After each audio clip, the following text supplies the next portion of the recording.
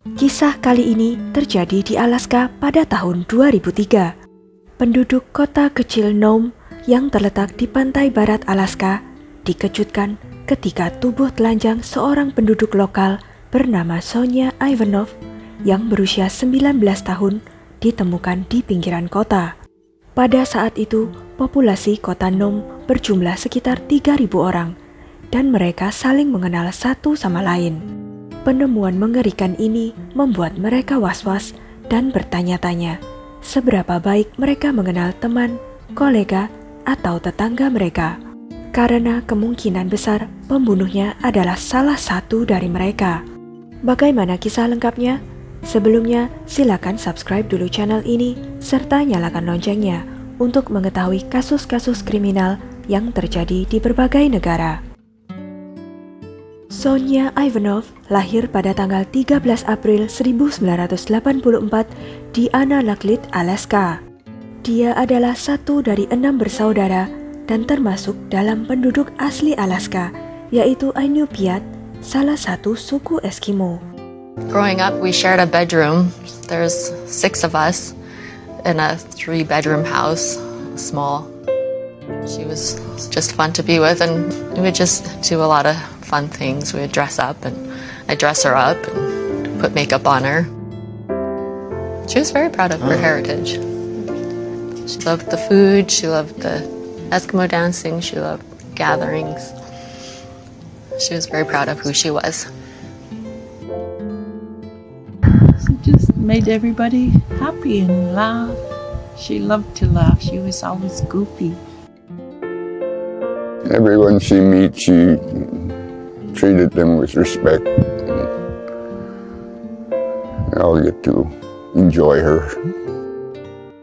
Setelah lulus SMA dengan nilai yang memuaskan, Sonya bercita-cita untuk melanjutkan studinya ke perguruan tinggi di Hawaii. Setelah menghabiskan masa kecil dan remajanya di sebuah tempat dengan iklim yang keras. Tetapi untuk itu, dia membutuhkan uang. Jadi, Sonya memutuskan untuk memperoleh uangnya sendiri dengan bekerja. Pada tahun 2002, Sonya meninggalkan kampung halamannya di Unalakleet yang dihuni sekitar 600 orang dan pindah ke kota Nome. Di sana, dia mendapat pekerjaan sebagai sekretaris di rumah sakit setempat dan mulai menabung untuk perjalanan impiannya ke Hawaii. Pada musim gugur tahun 2003, Sonya seharusnya pergi ke Hawaii. Tetapi semua rencananya hancur beberapa minggu sebelum dia pergi.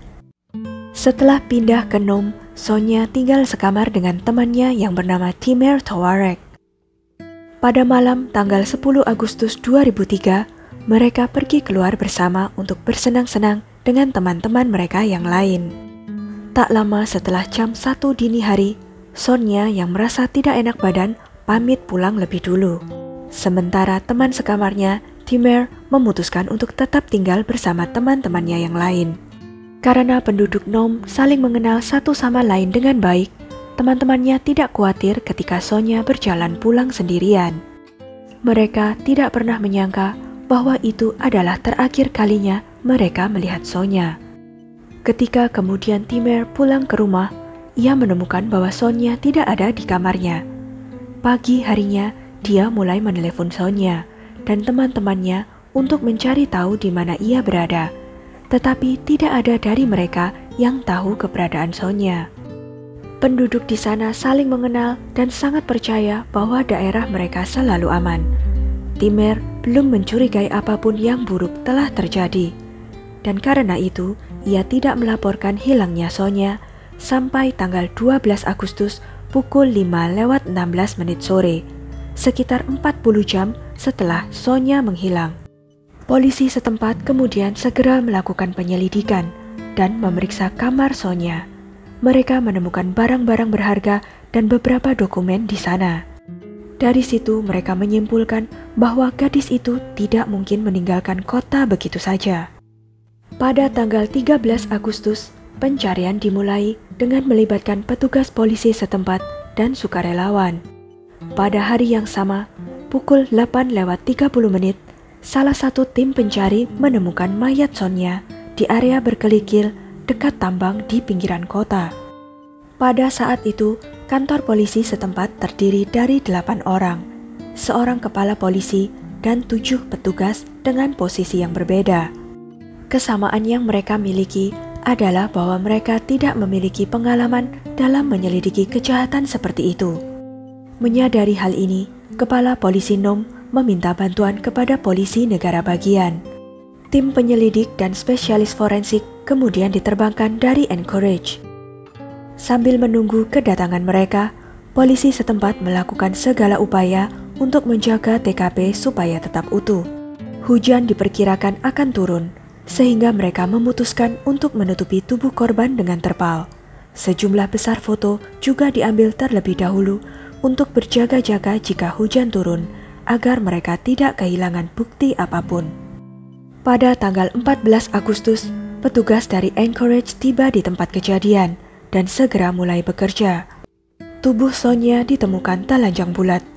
Kecuali kaos kaki di kaki kirinya, dia tidak mengenakan apapun. Tidak ada pakaian atau barang-barang pribadi dari gadis itu yang dapat ditemukan.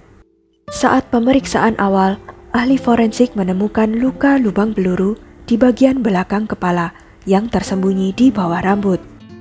Setelah pemeriksaan TKP selesai, jenazah Sonia dikirim untuk diotopsi. Hasil pemeriksaan forensik dipastikan bahwa penyebab kematian gadis itu adalah luka tembak di bagian belakang kepala. Meskipun tubuhnya dalam keadaan telanjang, tidak ada tanda-tanda Sonia pernah melakukan hubungan seksual sebelum kematiannya, dan juga tidak terdapat luka pertahanan diri apapun di tubuhnya. Fakta bahwa peluru langsung keluar dari kepalanya dipastikan ia ditembak dari jarak dekat. Kematiannya lebih mirip dilakukan dengan gaya eksekusi. Sementara petugas dari Anchorage memeriksa bukti yang mereka terima, polisi setempat mewawancarai teman dan kolega Sonia, mencoba mencari tahu siapa yang mungkin ingin menyakitinya. Namun hal ini pada akhirnya tidak membuahkan hasil. Gadis itu tidak punya konflik dengan siapapun dan bisa cocok dengan semua orang. Semakin lama waktu berlalu, semakin besar ketegangan di antara penduduk kota karena pelakunya kemungkinan besar adalah orang yang mereka kenal baik. 6 minggu setelah kematian Sonia, pada tanggal 23 September 2003, sebuah mobil patroli dengan nomor lambung 321 dicuri dari tempat parkir kantor polisi setempat. Petugas polisi yang bernama Byron Redburn ditugaskan mengendarai mobil pribadinya keliling kota dan sekitarnya untuk mencari mobil patroli curian itu. Dia melakukan ini pada malam hari dengan asumsi bahwa jika mobil patroli dicuri oleh remaja untuk tujuan hiburan, mereka mungkin akan menyalakan lampu berkedip dan terlihat dari jarak jauh. Mobil pribadinya terhubung dengan saluran komunikasi di frekuensi polisi. Sekitar jam 3:30 pagi, dia mendengar rekannya Matthew Owens yang sedang bertugas malam meminta bantuan. Matthew melaporkan bahwa dia telah menemukan mobil curian di dekat salah satu tambang, dan ketika dia mencoba mendekatinya, dia ditembaki. Byron segera bergegas melaju pergi untuk menyelamatkan rekannya. Dan ketika dia tiba, dia menemukan Matthew sedang ketakutan, tetapi untungnya tidak terluka. Penembak itu berhasil melarikan diri dengan meninggalkan mobil polisi curiannya. Beberapa menit kemudian, petugas polisi lainnya tiba, dan lokasi kejadian ditutup. Saat fajar tiba, sebuah helikopter terbang di udara, mencoba menemukan pria yang mencuri mobil dan menembak seorang polisi. Namun pencarian mereka tidak berhasil. Pria itu berhasil melarikan diri. Polisi menemukan bahwa jendela di sisi pengemudi mobil curian itu pecah. Begitulah rupanya pencuri masuk dan membawa mobil tersebut. Bukan hanya itu saja, yang menarik ditemukan sebuah amplop yang tergeletak di kursi penumpang. Di dalamnya terdapat kartu kerja Sonia dengan nama dan fotonya, serta surat ancaman yang berisi tulisan, "Babi, aku benci polisi, aku benci kalian semua. Sonia hanyalah orang di tempat yang salah di waktu yang salah. Aku tidak mengenalnya. Seperti yang kalian lihat, sangat mudah bagiku untuk mengambil kunci mobil babimu. Ini bukan salah dia. Dia pikir aku adalah babi, dan dia ada di sana ketika itu. Kalian semua harus lebih berhati-hati. Aku memperhatikan setiap gerak-gerik yang kalian lakukan. Tinggalkan aku sendiri, dan aku akan meninggalkanmu sendiri. Aku juga akan menembak kepalamu jika kamu mendekat. Penulis surat itu dengan tegas membiarkan polisi tahu bahwa mereka sebaiknya berhenti menyelidiki. Surat itu secara langsung menunjukkan bahwa orang yang meninggalkannya terlibat dalam kematian Sonia. Tidak ada sidik jari, tidak ada DNA, dan tidak ada bukti lain di amplop. Apa yang terjadi semakin memperkuat keyakinan bahwa seseorang di lingkungan itu yang semua orang seharusnya kenal sedang memainkan permainan ganda. Dalam situasi seperti itu, orang-orang mulai kehilangan kepercayaan diri dan menjadi curiga bahkan kepada orang-orang terdekat mereka. Sebelum melanjutkan, mari kita kembali dulu ke malam Sonia pulang sendirian. Sekitar jam 2:30 pagi pada tanggal 11 Agustus 2003, dua warga sekitar, Florence Habros dan adiknya Danette, sedang duduk di teras rumah ibunya ketika mereka melihat seseorang berjalan melewati mereka di trotoar. Orang tersebut ternyata adalah Sonia. Danette adalah seorang senior di sekolah menengah atas dan mengenal Sonia karena mereka berdua sama-sama berpartisipasi dalam pertandingan bola basket Liga Kota. Sonia berjalan melewati tempat kedua saudara perempuan itu duduk, sekitar 5 meter jauhnya. Mereka saling menyapa dan Sonia kemudian berjalan lagi. Agak jauh setelahnya, sekitar 1 blok jauhnya, sebuah mobil berhenti di sebelah Sonia. Itu adalah sebuah mobil polisi. Dua bersaudara itu memperhatikan saat Sonia bersandar ke pintu mobil ketika jendela samping penumpang bergeser turun. Setelah beberapa saat, Sonia membuka pintu, duduk di dalamnya, dan menutup pintunya. Mobil polisi itu pun kemudian melaju pergi, dan setelah itu tidak ada orang lain yang melihatnya hidup. Pada tanggal 14 Agustus, pihak berwajib secara resmi mengkonfirmasi bahwa mayat yang ditemukan di dekat tambang itu adalah Sonia Ivanov. Florence Habros yang saat itu berusia 32 tahun, tahu dia seharusnya melaporkan kepada polisi bahwa dia dan saudara perempuannya telah melihat Sonia masuk ke mobil polisi malam itu. Namun dia takut jika dia menelepon kantor polisi, dia akan berbicara dengan pria yang sama yang telah mengemudikan mobil polisi malam itu. Dan kemudian, dia dan saudara perempuannya mungkin mengalami nasib yang sama dengan Sonia. Namun karena menyadari bahwa pelakunya mungkin lolos dari hukuman jika dia tidak melaporkan apa yang terjadi, Florence memberanikan diri menelepon polisi dan memberitahu mereka semuanya. Selama 3 minggu berikutnya, dia berada dalam keadaan cemas karena tidak ada perkembangan yang terjadi. Tidak ada yang menghubungi atau mewawancarainya, yang hanya meningkatkan ketidakpercayaannya kepada polisi. Baru 3 minggu kemudian, salah satu penyelidik yang terbang dari Anchorage mempelajari kasus tersebut. Ia menemukan file informasi tentang panggilan telepon dari Florence. Penyelidik itu segera pergi ke rumah Florence untuk mewawancarainya. Tidak jelas mengapa Florence tidak diwawancarai sebelumnya. Mungkin karena tumpukan pekerjaan yang campur aduk dengan catatan panggilan telepon. Informasi baru tersebut secara radikal mengubah jalannya penyelidikan. Karena sekarang jejak pelaku langsung mengarah ke kantor polisi, di mana terdapat kepala polisi dan 7 orang lainnya yang bekerja di sana. Semua petugas polisi setempat dikeluarkan dari penyelidikan atas kematian Sonia. Perlu ditemukan siapa di antara 8 petugas polisi setempat yang menjemput Sonia sebelum kematiannya.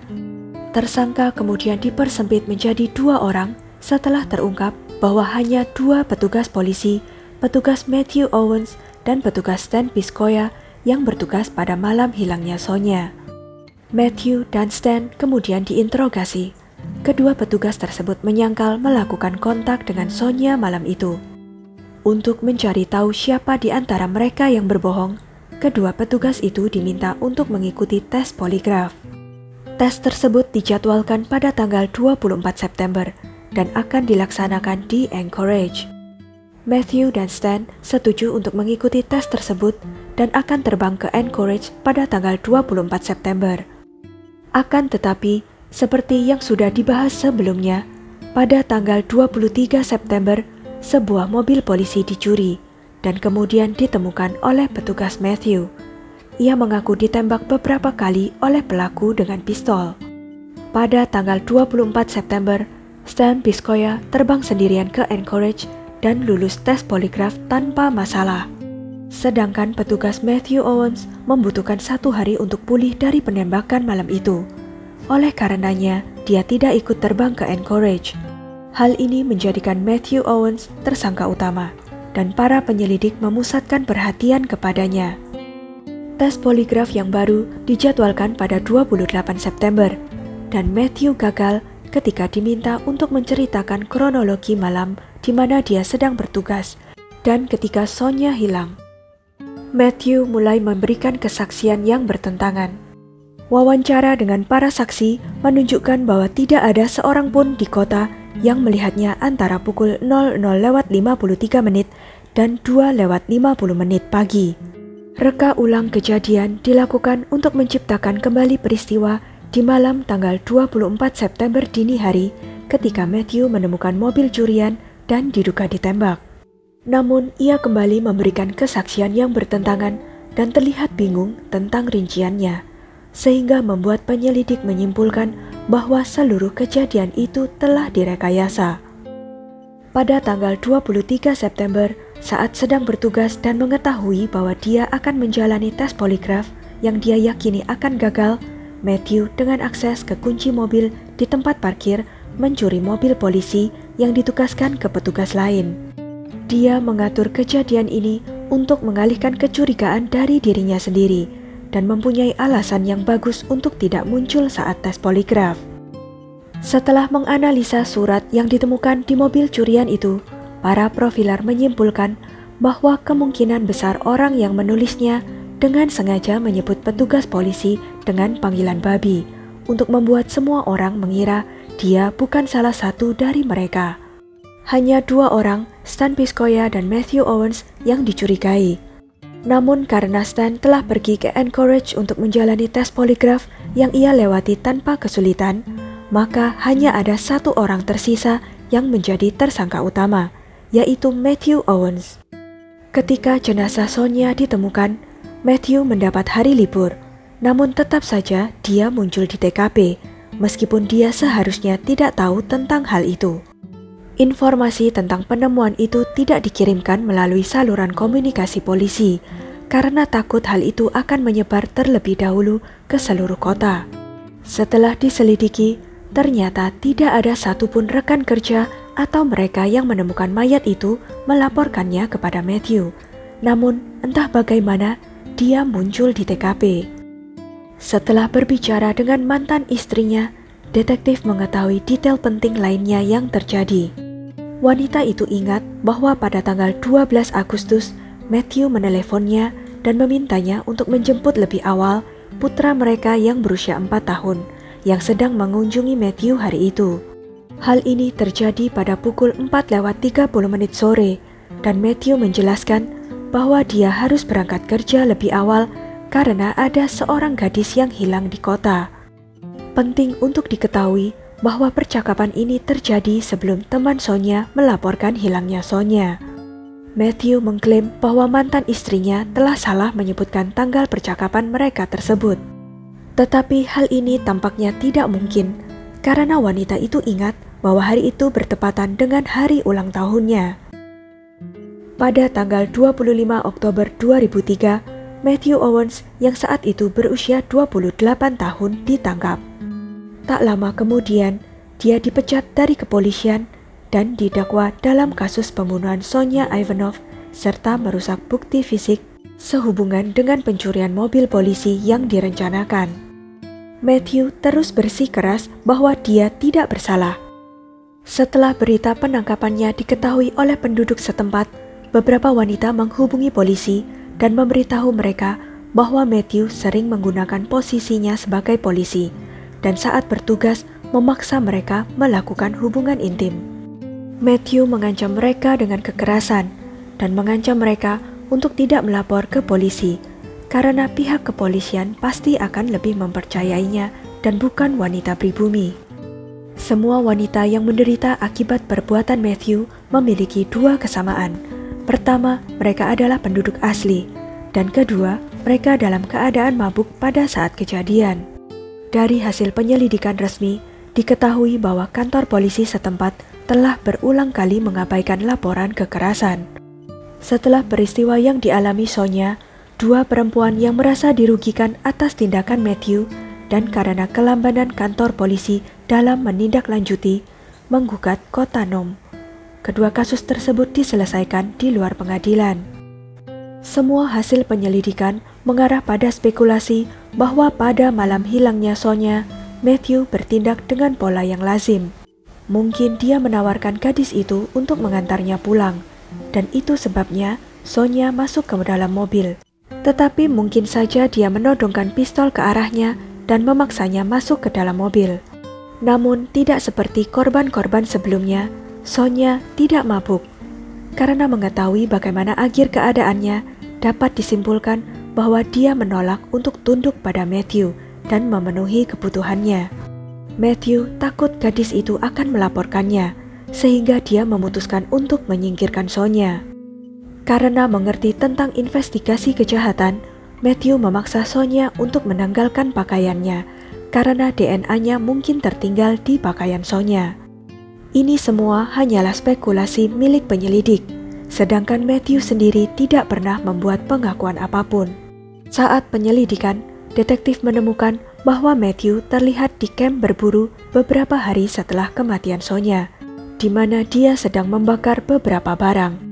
Dokumen pengadilan menunjukkan bahwa polisi menggeledah area yang digunakan untuk menyalakan api dan menemukan beberapa bukti di sana, seperti kancing celana jeans dan sepatu yang serasi dengan merek baju dan sepatu yang dikenakan Sonia pada malam dia menghilang. Juga ditemukan sebuah kunci yang mirip dengan kunci rumah tempat Sonia tinggal. Namun karena bentuk kuncinya sudah rusak parah karena terbakar, para ahli tidak dapat secara pasti menentukan bahwa itu adalah kunci yang sama. Selama penyelidikan, Matthew mengatakan kepada kepala polisi Nome bahwa dia tidak mengenal Sonia, tetapi setidaknya ditemukan 7 saksi yang mengatakan sebaliknya. Senjata pembunuhan tidak pernah ditemukan. Tentu saja petugas polisi tidak menggunakan pistol dinas untuk melakukan kejahatan. Juga menurut dokumen pengadilan, catatan ancaman kepada polisi telah dicetak dari printer yang dapat diakses Matthew. Kemudian, pada tanggal 6 Desember 2005, juri dengan suara bulat memutuskan Matthew Owens bersalah atas pembunuhan Sonia Ivanov. Matthew dijatuhi hukuman 99 tahun penjara dengan minimal hukuman 34 tahun penjara sebelum dapat mengajukan pembebasan bersyarat. Selain itu, dia ditambah 2 tahun lagi karena merusak bukti fisik. Pada tahun 2007, Badan Legislatif Alaska menandatangani Undang-Undang Sonia Ivanov yang memberikan hukuman maksimum 99 tahun penjara untuk polisi yang melakukan pembunuhan tingkat pertama saat menjalankan tugas. Matthew mengajukan banding berulang kali, tetapi semua upayanya untuk mengajukan banding atas hukuman tersebut tidak berhasil. Sekian kisah kali ini. Jangan lupa untuk klik like, share, subscribe, dan komen ya pendapat kalian. Sampai jumpa lagi di video-video selanjutnya.